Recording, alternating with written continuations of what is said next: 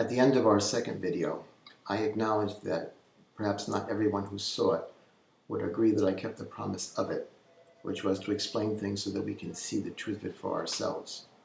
At the end of that video, I said that we know, for example, that God exists because we look.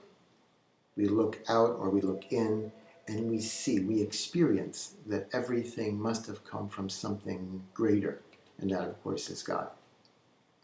Now, hearing that, someone might say, well, that's a feeling. And a feeling is not a fact. A fact is something that you can prove scientifically. But I would like to observe back that you can't really prove anything scientifically. Science works by doing studies, making experiments, with the presumption that what we have learned today will also be true tomorrow. But you can't really prove that what we've learned today is going to hold true tomorrow. Now, if a scientist hears that, he says, well, of course you do. Of course you do. Everything we've ever experienced tells us that that's true. We just know it. And we have faith, we just know that too. But that's not all that we just know. And it's not even the first thing that we just know. In the very, very beginning, we just don't know anything. Babies are not even conscious when they're born, but slowly but surely, through many experiences, they begin to be able to see and react to what they see, to hear and to react to what they hear.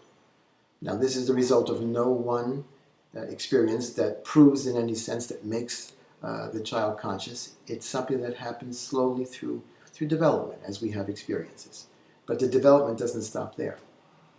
We keep having experiences, and slowly but surely we become, until that wonderful day it sort of snaps in, we become conscious of ourselves. Again, this is the result of no one experience. We cross a threshold, but before that there were many experiences that led to it, and it's something new and wonderful, not at all implied in pure consciousness. It's something greater, but the development doesn't stop there. We keep having experiences, and slowly but surely we become conscious of the fact that there's a world out there that is out there, that was before me, it's going to be after me, it has its own ways, whether I like it or not. And when we finally become explicitly conscious of that, we get a little frustrated because we can't prove it. Almost everyone who thinks has pondered the question of whether the whole world is actually my dream. And it's frustrating to realize there's nothing you can do to prove that it isn't. You can pinch yourself, but that just may be part of the dream. Nonetheless, we just know it.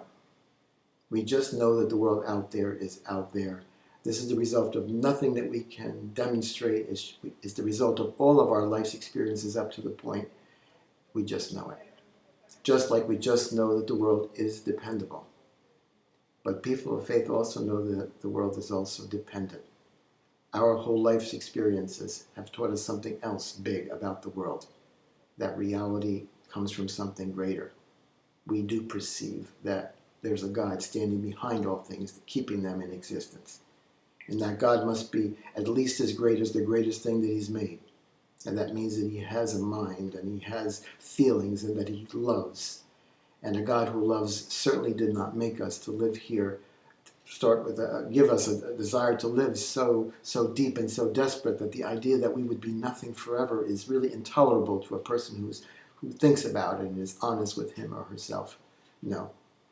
We were made for life with God. Then we ask ourselves, well, why are we here? Certainly life is difficult. We must be here for something important. And what's more important than love? What's the greatest thing about us that we experience? And isn't it true that as we love, our love is growing? And wouldn't that make us more and more like God, and perhaps give us a way to understand Him better when finally we get to see Him and to share His life more richly forever? And isn't it true that in this process then God is giving us an opportunity to be involved in who we are, to participate in our own creation, to become our own person, the one thing that even God could not just give us, because if someone just gives you to be your own person, then you're not. But we also observe that so many things affect us that we don't choose. As I'm fond of saying, nobody chooses their parents, or their birthday, the century they're born in, or the country they're born in, and numerous other things right to this moment that affect us that we don't choose. And it's so hard for us to imagine that God, who is behind all things, has not thought this out and left us, whom he loves, at the mercy of luck. I hope you have a nice family. I hope nothing bad happens on the street. No, what we notice is that even you and I have a good idea of what's going to come from what we do. God, of course, knows exactly what's going to come from what he does.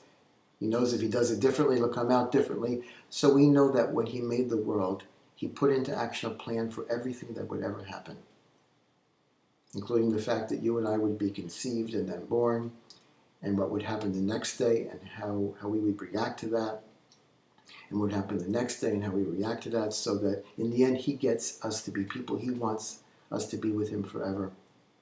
But we are still doing the work and gaining more than we could get if he just made us, which is to be involved in our own creation. But wait a minute, when you really be clear about this and say everything that happens, that has happened, will happen, is coming out of God's plan, people very logically will ask, you mean? And they'll mention the last terrible thing perhaps they saw in the news, or memories and memories of horrible, difficult things that have happened to them. That's God's plan. How is a good God planning this? And we're going to talk about that. That'll be the subject of our next video, which is number 4.